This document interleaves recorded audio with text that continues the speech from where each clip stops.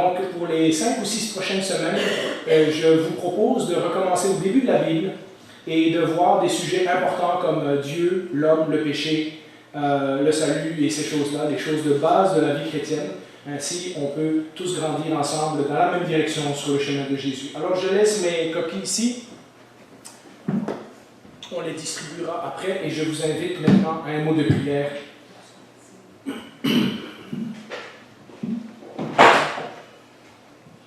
Seigneur, les paroles des chants que nous avons chantés, les textes qui ont été choisis pour la lecture ce matin, me font sentir bien petit dans mes souliers. Et en même temps, toi, le grand Dieu de l'univers, celui qui tient tout dans ses mains, comme nous l'avons chanté, celui qui est le roi par-dessus tous les rois, celui qui est Seigneur des seigneurs, est descendu sur la terre pour nous sauver, pour me sauver, et faire de chacun de nous tes enfants, si nous acceptons ton offre. Quel privilège, Seigneur! Quel privilège extraordinaire de savoir que ce Dieu de l'univers est également notre Père. Alors Seigneur, que nous approchons ce sujet qui n'est pas un sujet, qui est en fait ta personne tout entière. Pardonne les erreurs que je pourrais dire dans mon message. Pardonne nos fausses conceptions de toi. Pardonne les images que nous nous sommes montées dans la tête et qui ne sont pas réellement toi. Aide-nous à comprendre un peu plus qui tu es, mais surtout qui tu es pour nous. Au nom de ton Fils Jésus qui est mort pour nous, nous te prions. Amen. La Bible commence à nous parler de Dieu dès sa première phrase. Au commencement, Dieu. Si nous pouvons imaginer un moment où l'univers n'existait pas, si nous pouvons imaginer un temps où le temps et l'espace n'existaient pas, si nous pouvons imaginer un temps avant l'histoire, avant que tout ce qui vit ne soit formé, avant les planètes, avant les galaxies, avant peut-être le Big Bang, qui sait, on n'était pas là pour le voir. Ça a l'air d'être la dernière théorie depuis quelques années. Si nous pouvons imaginer un temps avant tout cela, la Bible ne nous dit même pas Dieu était, mais au commencement Dieu, tout simplement. Dieu de toute éternité. Pas d'explication, juste une affirmation. Pas de longue théorie scientifique, pas de livre d'apologétique qui nous explique pendant 50 chapitres qui est Dieu, pourquoi il existe, à quoi il sert, qu'est-ce que nous avons à voir dans cette histoire, etc., etc. Juste une affirmation. Pourquoi? Parce que si Dieu existe déjà, quand rien d'autre n'existe, nous devons être très conscients, lorsque nous approchons Dieu dans sa parole et dans notre adoration personnelle, que nous ne sommes même pas sur le même plan d'existence que lui. Il n'est pas un être créé, il n'est pas une créature que nous pouvons maîtriser, il n'est pas quelqu'un que nous pouvons entièrement cerner et entièrement comprendre, entièrement expliquer. Il est tellement en dehors de ce que nous sommes en tant qu'être vivant, en tant que créature, qu'on ne peut pas même commencer à comprendre toute la profondeur de qui Dieu est. À propos de Jésus, ça m'a rappelé tantôt, quand j'étais au piano, l'apôtre Jean disait « Jésus a fait tellement de choses que tous les livres du monde ne pourraient pas le contenir si on l'écrivait. » Et pourtant, Jésus n'a vécu que quelques années sur cette terre. Alors imaginez Dieu, le Père, qui de toute éternité est, avant même que quoi que ce soit qui existe. Imaginez comment l'univers ne peut pas contenir. Dans le Nouveau Testament, il y a un texte qui nous dit que ça prendra l'éternité pour découvrir les richesses de sa grâce envers nous. Et donc, on ne peut pas même commencer à toucher le sujet de Dieu. Et pourtant, chaque dimanche nous nous réunissons, chaque dimanche nous nous souvenons de ce que Jésus, son Fils, a fait.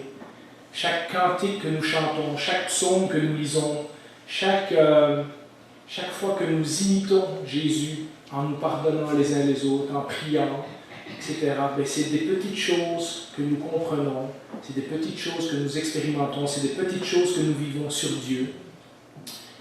Et ce sont des choses qui nous sont accessibles.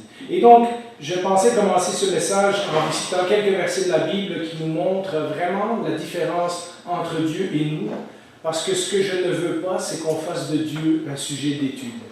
Nous avons étudié beaucoup de thèmes depuis une cinquantaine de dimanches que nous faisons le chemin de Jésus, mais Dieu est dans une catégorie à part. Ce n'est pas un sujet que nous pouvons étudier, mais c'est une personne que nous devons rencontrer.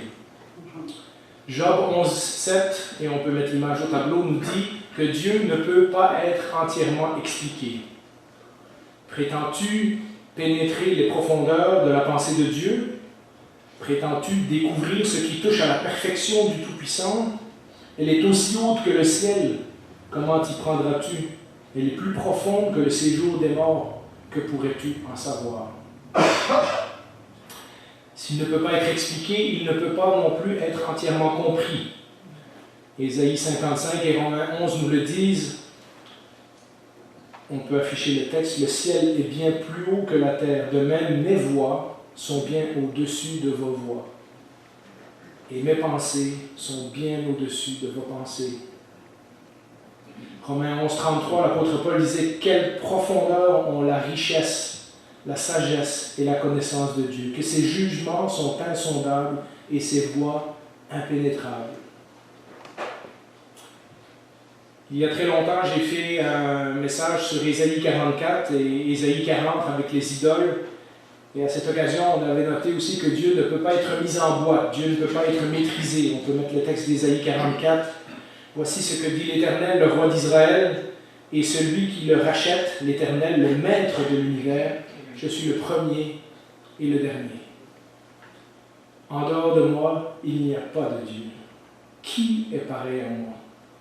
Qui le proclame, qui le révèle et m'expose tout ce qui s'est passé depuis que j'ai fondé le peuple ancien?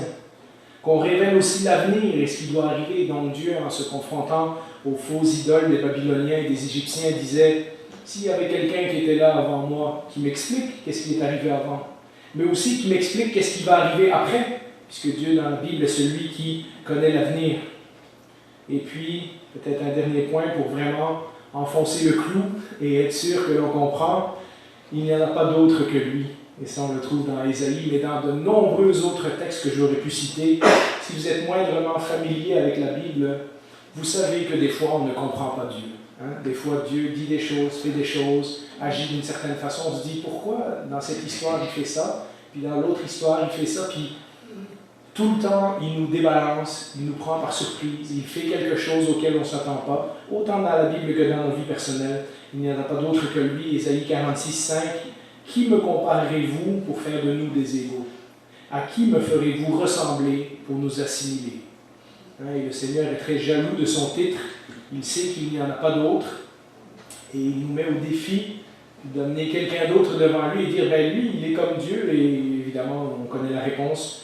Il n'y a personne d'autre qui peut comparer au Dieu de la Bible. Alors, si ce Dieu est si distant, si ce Dieu est si différent, si ce Dieu est si compliqué à comprendre, si ce Dieu ne peut être cerné, maîtrisé, expliqué, compris, la prochaine question vient, alors, est-ce qu'on peut le connaître? Et si on peut le connaître, comment peut-on le connaître? Je vous l'ai dit souvent, au fur et à mesure des messages que nous avons faits dans les 3-4 dernières années, que le centre de la Bible, le centre des histoires que nous lisons à chaque semaine et à chaque dimanche, ce n'est pas nous, c'est Dieu. Souvent, dans notre société occidentale moderne, très individualiste, nous avons l'impression que la Bible a été écrite pour nous, pour nous dire quoi faire, quoi pas faire, etc. Et je vous ai pointé souvent que la Bible, en fait, est écrite pour détourner le regard de nous et nous pointer le regard vers Dieu. Ça ne veut pas dire que la Bible n'a rien à nous dire, mais ça veut dire qu'il faut remettre les choses dans le bon contexte. Tout comme ce n'est pas le soleil qui tourne autour de la terre, on l'a découvert depuis quelques siècles, eh bien ce n'est pas Dieu qui tourne autour de nous, c'est nous qui tournons autour de Dieu. C'est les planètes qui tournent autour du soleil. Et de la même façon, eh bien, il faut nous rendre compte que même si ce sont des histoires humaines, même si c'est des choses avec lesquelles on peut connecter, des choses qu'on peut reconnaître, etc., nous ne sommes pas le centre de l'histoire. Le centre de l'histoire, c'est Dieu. D'ailleurs, on peut mettre l'image suivante, nous appelons la Bible la parole de Dieu. À d'autres endroits, nous l'appelons la révélation de Dieu. C'est-à-dire que ce Dieu qui était inconnu et intouchable et incompréhensible aux humains a décidé de s'approcher de l'homme et de se faire connaître. Dieu, s'il ne nous avait pas donné sa parole, nous serions totalement ignorants de qui il est. Et donc c'est un Dieu qui, malgré la distance, a décidé de se faire connaître et de se révéler en partie à nous, et principalement au travers de sa parole. Au travers de la Bible, nous apprenons son histoire avec l'humanité. Nous apprenons ce qu'il a fait pour se rapprocher de nous et comment il s'est fait connaître à nous. Mais évidemment, il est toujours bien au-delà de tout cela. Mais ce qu'il y a d'intéressant, c'est que ce Dieu n'est pas comme le Dieu des Égyptiens et des Babyloniens qui restaient cachés quelque part dans leur ciel et qu'on ne pouvait aborder qu'avec des offrandes et des sacrifices. C'est un Dieu qui a décidé de toutes sortes de façons de venir se révéler aux hommes. Nous ne pourrons jamais épuiser ce que nous pouvons apprendre de Dieu, mais il y a plus que cela. Quand il se présente à Moïse, on peut mettre l'image suivante, il dit « Je suis ». Quand Moïse lui dit c'est quoi ton nom? Quand je vais aller voir le peuple, je vais leur dire quoi? N'oubliez pas que ça fait 400 ans que le peuple est en Égypte. Ils sont devenus, au travers des générations, des esclaves. Ils se rappellent qu'il y a 400 ans, il y avait un Abraham, un Isaac et un Jacob qui ont été leurs ancêtres et qui croyaient dans un certain Dieu qui leur avait promis certaines choses, mais après 400 ans, ils ont perdu tout ça. Ils ne se souviennent plus, au point que Moïse, lorsqu'il va voir le buisson ardent, va demander à Dieu « Et quel est ton nom ?» Et Dieu dit « Je suis ». Simplement celui qui est, celui qui est de toute éternité.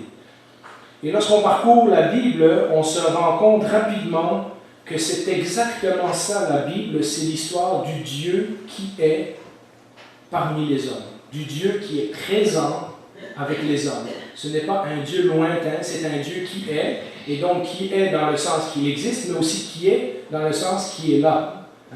Le Dieu de la Bible est un Dieu qui est présent.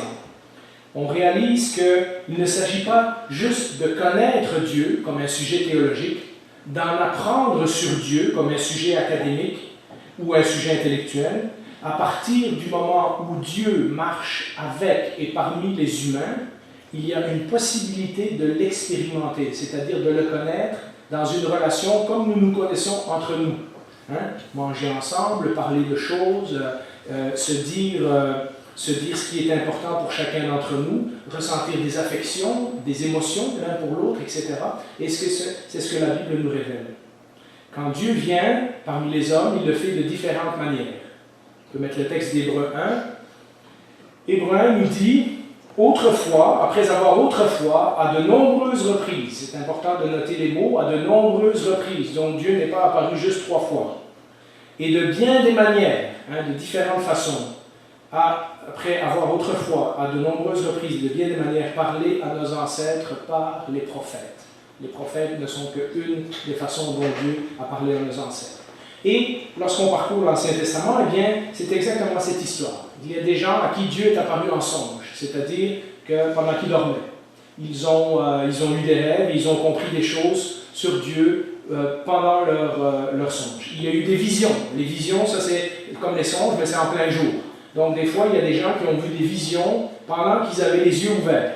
Je pense par exemple à Élisée, le roi qui a peur parce que l'armée des Assyriens entoure la ville, et Élisée lui dit, prie au Seigneur, il dit « Seigneur, fais voir au roi que ceux qui sont avec nous sont plus nombreux que les ennemis. » Et tout à coup, les yeux de l'homme s'ouvrent, je pense pas que c'était le roi, c'était son serviteur, et il voit que les soldats de l'armée de l'Éternel sont derrière les soldats ennemis. Et donc ça, c'est des visions, c'est des apparitions en plein jour. Il semble que Daniel, Ézéchiel et d'autres ont eu aussi des visions comme ça en plein jour. Il y a de nombreuses apparitions.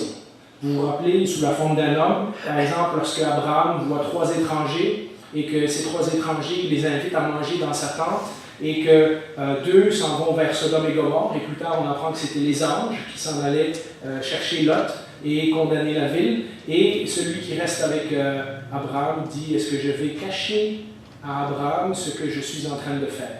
Et donc on comprend au travers de ce personnage que c'est Dieu sous la forme d'un homme, qui est en train de révéler à son serviteur Abraham ce qui va se passer dans quelque temps avec Sodome et Gomorrhe.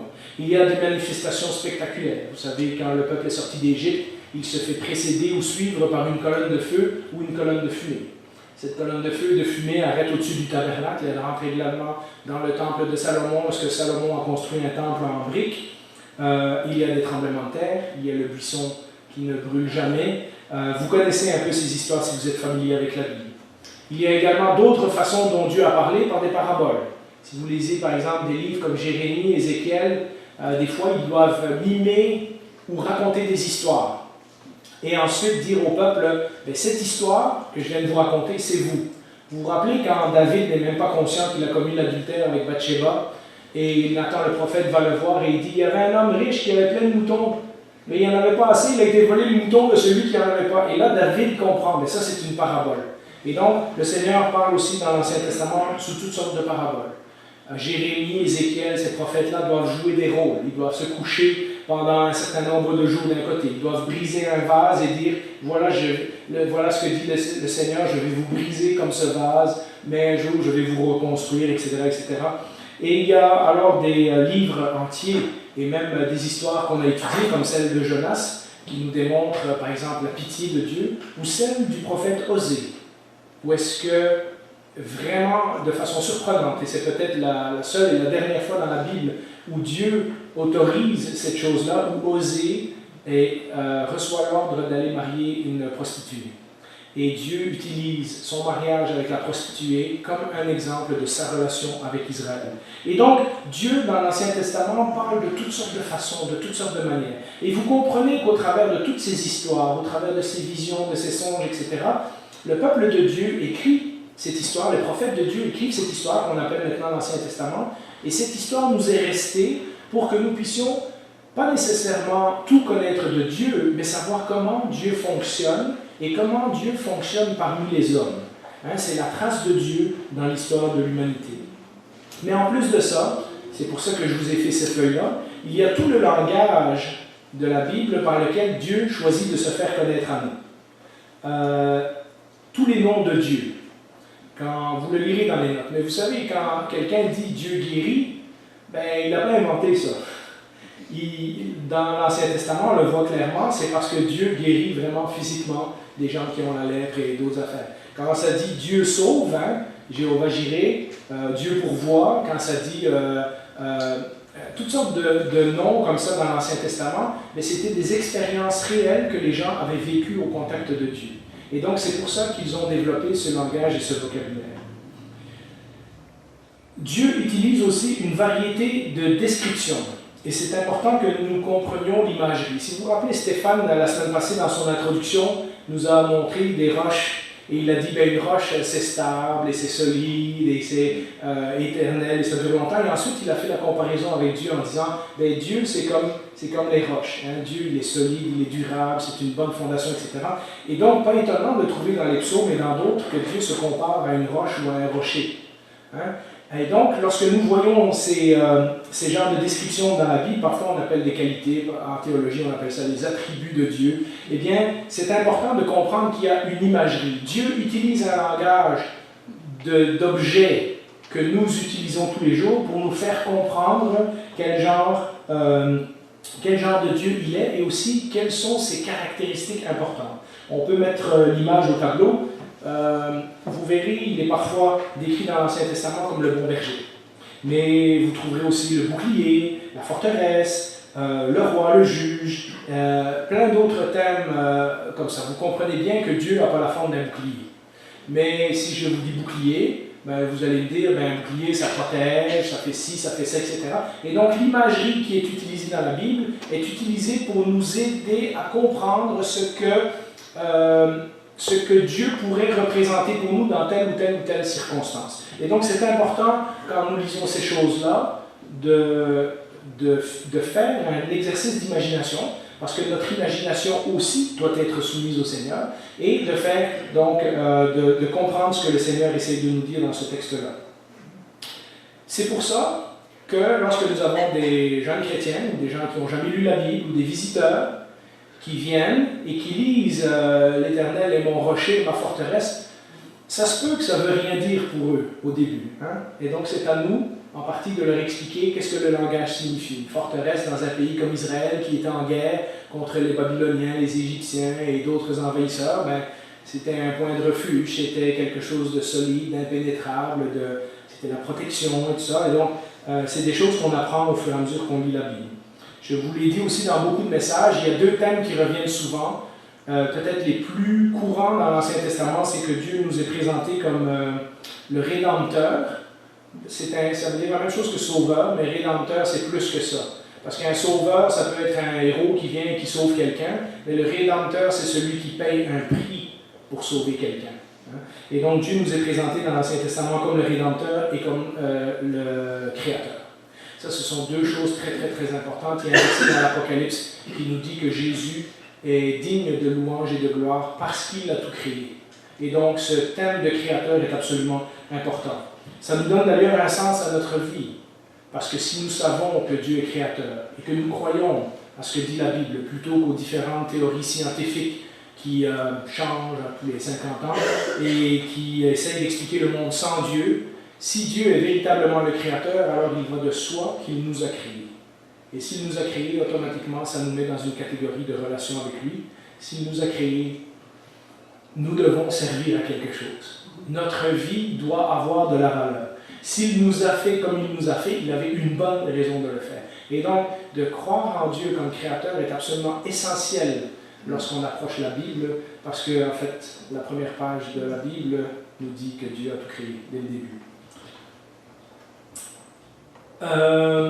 Les prophètes dont le texte aux Hébreux nous parlait, nous décrivent dans leurs écrits toutes les choses qui sont importantes pour Dieu. C'est vrai que lorsqu'on va aller, par exemple, dans Ésaïe 40 et ces chapitres où on compare Dieu avec des faux idoles, on va donner des descriptions, mais ce ne sont jamais vraiment des vraies descriptions de Dieu. La façon dont on apprend à connaître Dieu dans l'Ancien Testament, comme je l'ai dit tantôt, c'est à cause de son activité parmi et avec les hommes. Et lorsque nous lisons les écrits, nous détectons que les choses qui sont importantes pour Dieu, vous ne pouvez pas avoir de relation avec quelqu'un si vous ne savez pas ce qui compte pour cette personne-là. Si vous savez juste où ils travaillent, puis c'est quoi leur nom de famille, ben, vous ne savez pas grand-chose. Mais si vous savez qu'ils aiment ça, qu'ils n'aiment pas ça, qu'ils ont vécu telle affaire, etc., vous êtes déjà en relation. Cette personne s'ouvre à vous, vous raconte une partie de son intimité, vous raconte une partie de sa vie, et c'est comme ça qu'on grandit dans nos amitiés, dans nos relations, dans les frères et sœurs dans les églises grandissent souvent en se partageant les sujets de prière. C'est souvent quand quelqu'un dit « Ah, prie pour mon fils parce qu'il s'est éloigné du Seigneur » qu'on sait « Ah, tiens, ils ont un enfant. » Et donc la prochaine fois, pendant la conversation, on se met à leur parler de leur enfant, savoir comment ils ont grandi, est-ce qu'ils sont déjà venus à l'église, est-ce qu'ils ont entendu la parole du Seigneur quand ils étaient jeunes et tout. Et c'est comme ça qu'on rentre en relation avec quelqu'un. Quand nous lisons l'Ancien Testament, si nous le lisons bien, nous détectons les choses qui sont importantes pour Dieu. La colère et le pardon. La tristesse et la joie. Vous savez, toutes les situations où le psalmiste est triste et que Dieu vient et lui donne la joie dans son cœur, l'abandon et la fidélité. Toutes ces histoires de gens qui sont abandonnés par plein de monde, Joseph, entre autres, qui se fait vendre en Égypte, puis la fidélité de Dieu. Le mensonge et la transparence, ceux qui cachent des choses et ceux qui confessent leurs péchés à Dieu. Nous voyons toutes ces histoires-là, le mal et l'amour. Comment, à chaque fois qu'il y a une possibilité de faire le mal, Dieu intervient d'une autre façon.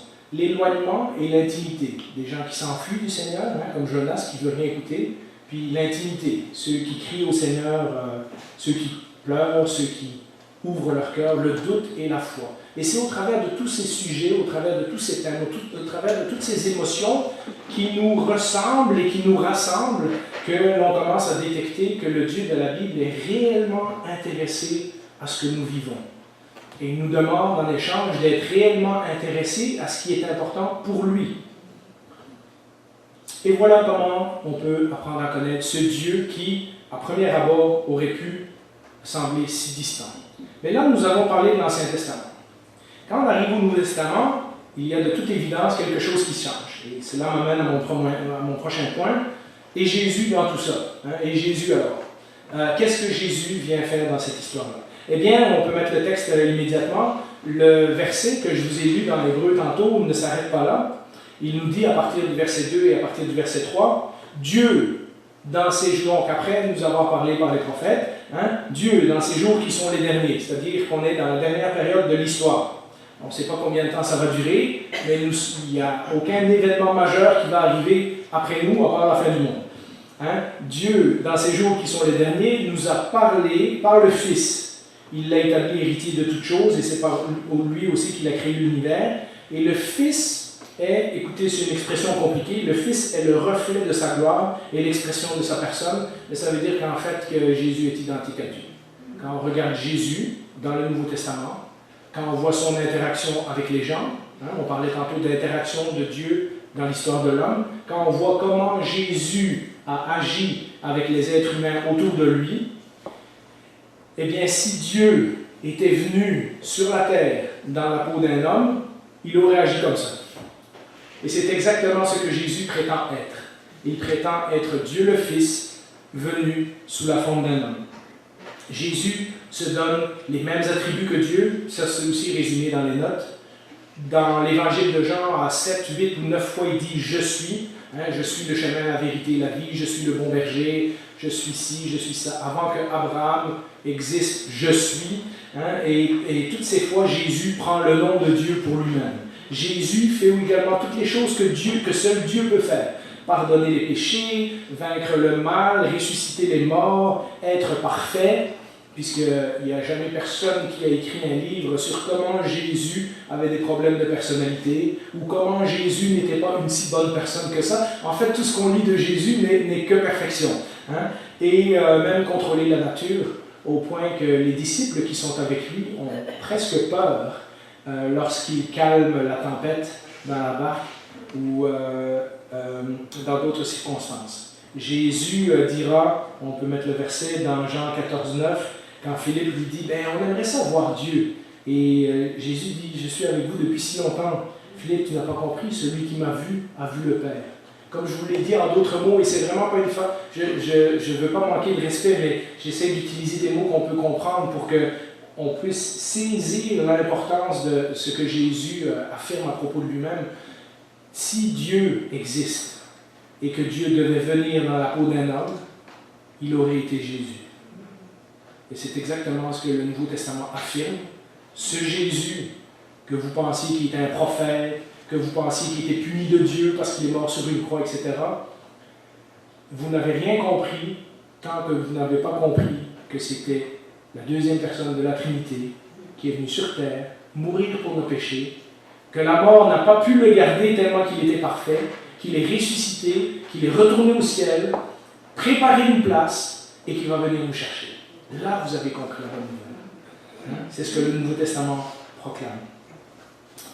Plus que cela, au lieu de juste nous montrer qui il est et quelle puissance il a, il démontre dans le corps d'un être humain, comme je viens de dire, toutes les choses qui sont importantes à Dieu. Vous vous rappelez, il y a quelques minutes, je vous ai dit que Dieu, au travers des prophètes, nous parle de tout ce qui est important pour lui. Jésus fait exactement la même chose. Jésus était l'amour de Dieu incarné. Jésus était la joie. Jésus était la patience. Jésus était la miséricorde, la pitié. Tous ces termes qui réfèrent à Dieu dans l'Ancien Testament, on voit Jésus dans sa vie le vivre véritablement dans la peau d'un homme. Mais ses disciples ne l'ont compris que quand il est ressuscité. C'est au moment où Jésus est ressuscité qu'il réalise que, avant, on le voyait comme un enseignant extraordinaire. On le voyait comme notre maître. On le voyait comme notre ami. Mais en le voyant plus fort que la mort, ils ont compris qu'il était véritablement le Fils de Dieu. Et depuis, comme je l'ai dit, ils n'ont cessé de nous raconter toute cette histoire. Cette merveilleuse histoire. Alors nous avons un Dieu qui est inaccessible, incompréhensible, inexplicable, intouchable, éternel. Et ensuite nous avons ce Dieu qui décide d'agir dans l'histoire des êtres humains, au travers des prophètes, au travers des songes, au travers des visions, au travers d'apparences, au travers de textes qu'il nous a laissés, au travers de ses commandements, au travers d'émotions que les gens ont vécues à son contact, au travers de... Et il y a bien des choses dont je n'ai pas parlé, dans quelques temps je parlerai de la sainteté. Vous savez, dans l'Ancien Testament, quand Dieu apparaît, en général, les gens tombent à genoux. Hein? Et on va en parler aussi de la sainteté à un moment donné, mais toutes ces choses que Dieu manifeste dans l'Ancien Testament, nous avons un homme qui vient dans le Nouveau Testament, qui s'appelle Jésus, qui dès le jour de sa naissance est proclamé comme le Fils de Dieu, celui qui sauvera le peuple de son péché, qui ensuite le démontre pendant toute son enfance et toute sa jeunesse, en grandissant en stature et en grâce devant Dieu et devant les hommes, et qui ensuite le démontre jusqu'à la croix, au point que le centurion qui le voit mourir dit « cet homme était véritablement le Fils de Dieu ». Et alors après, les disciples ressuscités, leur vie est transformée, et ils ont transformé le monde jusqu'à aujourd'hui avec cette merveilleuse histoire. Et donc nous avons ce Dieu distant qui s'est révélé parmi les hommes, qui ensuite a été une étape plus loin, qui s'est révélé dans la peau, dans le corps, dans la vie d'un homme, qui était Jésus de Nazareth. Mais ça nous laisse où tout ça, nous? Parce que, évidemment, on aimerait bien savoir que dans tout ça, on a une petite place, on a un petit rôle à jouer. J'en parlerai plus la semaine prochaine. Croyez-moi, l'humanité aux yeux de Dieu a un prix, il a un prix incroyable qu'il est prêt à payer pour être avec l'humanité. Mais j'aimerais juste vous laisser avec quelques réflexions aujourd'hui, sans aller trop loin dans le sujet de la semaine prochaine. C'est vrai que la Bible doit être lue avec Dieu comme centre de l'histoire. Mais cette histoire ne s'arrête pas à lui. En fait, il a choisi de partager cette histoire avec nous. Et plus que ça, on peut mettre le verset au tableau, Éphésiens 1,4 nous dit en lui, en Jésus, donc à travers de tout ce que Jésus a fait par sa mort et sa résurrection, Dieu nous a choisis avant la création du monde. Je vous ai dit tantôt, imaginez un temps où Dieu n'existait pas. Eh bien, nous étions déjà dans ses pensées à ce moment-là.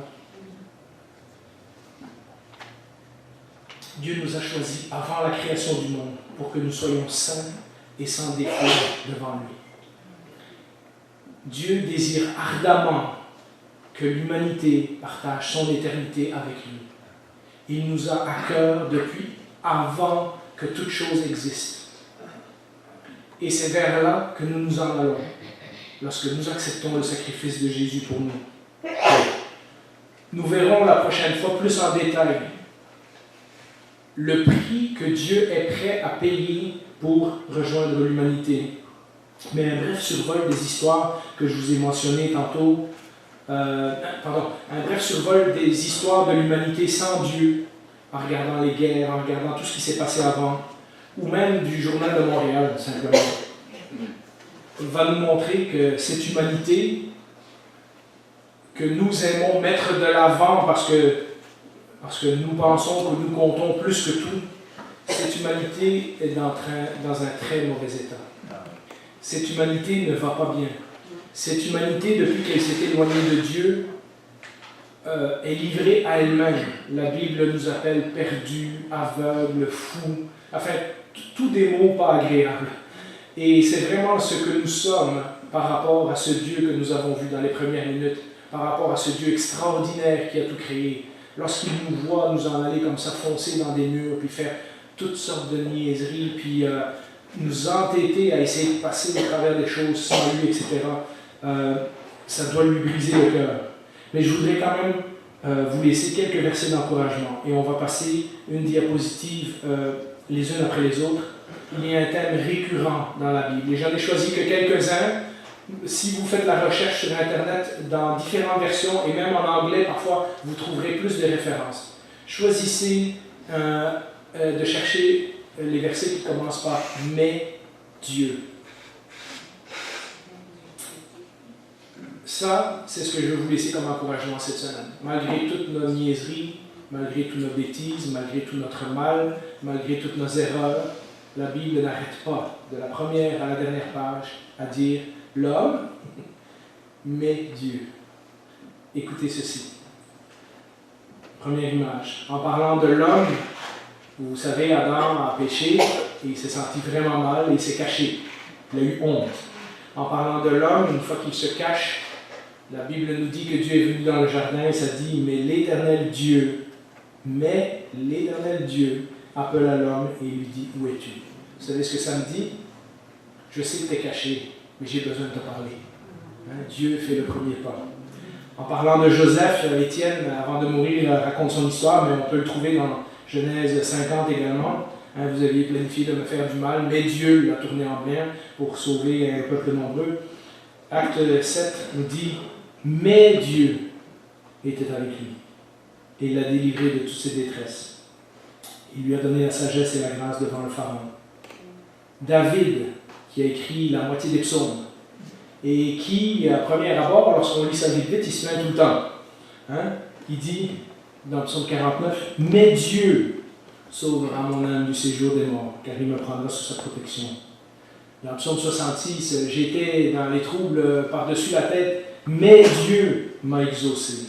Il a été attentif à la voix de ma prière. » En parlant de la tentative que les hommes ont eue de mettre Jésus sur une croix et de se débarrasser de lui, dans Acte 13-30, l'apôtre nous dit « Mais Dieu l'a ressuscité des morts. » Vous rendez-vous compte? Les gens ont pris le Fils de Dieu, ils l'ont mis sur une croix en disant « Si on le tue, on n'aura plus à rendre des comptes à Dieu. Hein? » Mais Dieu l'a ressuscité des morts.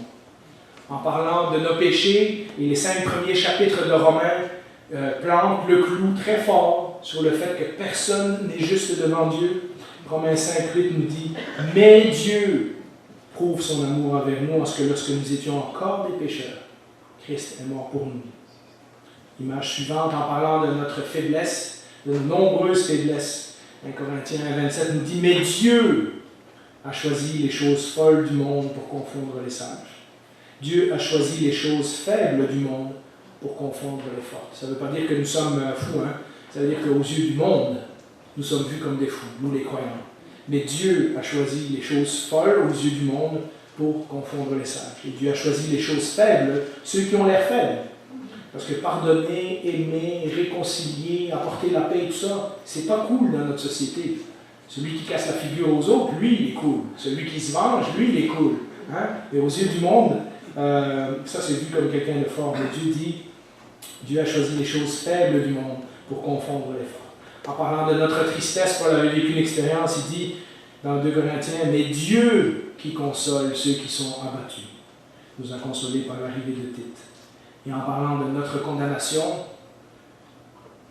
dans Éphésiens 2:4, « Mais Dieu qui est riche en miséricorde à cause du grand amour dont il nous a aimés. » Et ensuite, le chapitre d'Éphésiens continue à expliquer tout ce que Dieu a fait pour nous. Dieu est bien plus que le langage qui est utilisé dans la Bible pour le décrire. Dieu est bien plus que les histoires qui sont racontées à son sujet. Dieu est bien plus que les noms qui ont été inventés pour décrire son action parmi les hommes. Dieu est bien plus que les expériences extraordinaires qui nous sont racontées dans ce livre et qui nous disent comment Dieu a agi avec certaines personnes. Dieu est beaucoup plus que tout cela. La Bible nous dit qu'il est profondément intéressé à ma vie, à votre vie, à ce qui nous arrive. La question ce matin, c'est qui est Dieu pour vous? Est-ce que Dieu est encore, et peut-être vous cherchez, peut-être vous n'êtes pas sûr, et c'est bien correct, je vous encourage à continuer à venir, on en viendra au bout de vos questions. Peut-être que Dieu est encore un sujet de réflexion intellectuelle pour vous. Peut-être que Dieu pour vous est une curiosité. Peut-être que Dieu pour vous est quelqu'un que vous connaissez, mais de loin. Parce que vous avez été élevé dans une religion ou dans une foi qui mettait tellement la distance entre Dieu et les hommes que vous ne savez pas trop comment l'approcher. Ou alors peut-être que vous avez expérimenté l'amour de Jésus, le pardon de vos péchés à la croix, la promesse de sa résurrection et de notre résurrection, et peut-être que Dieu pour vous est véritablement votre Père, votre ami, votre Sauveur, votre Seigneur, enfin toutes les choses qui nous sont décrites dans la Bible. Alors, je vous invite à prier, et on va conclure là-dessus.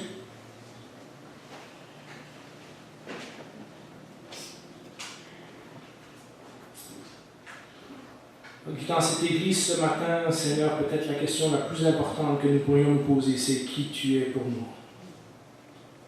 Nous savons en lisant ta parole ce que tu as fait pour d'autres, comment tu es intervenu dans la vie d'autres, comment tu as fait des choses extraordinaires lorsque tu étais sur terre. La question à nous poser, c'est est-ce que nous te connaissons personnellement, intimement? Est-ce que ce que tu as fait pour d'autres est également vrai dans notre vie? Ce que tu as dit à d'autres, est-ce que c'est également vrai pour nous? Est-ce que nous te connaissons de telle façon que nous pouvons dire en ouvrant les pages de la Bible, oui, ce Dieu qui au commencement a tout créé et qui à la dernière page sera le roi des rois, le Seigneur des seigneurs, devant qui tout genou fléchira. Est-ce que ce Dieu est également mon Dieu? C'est ma prière pour chacun de nous. Merci Seigneur. Amen.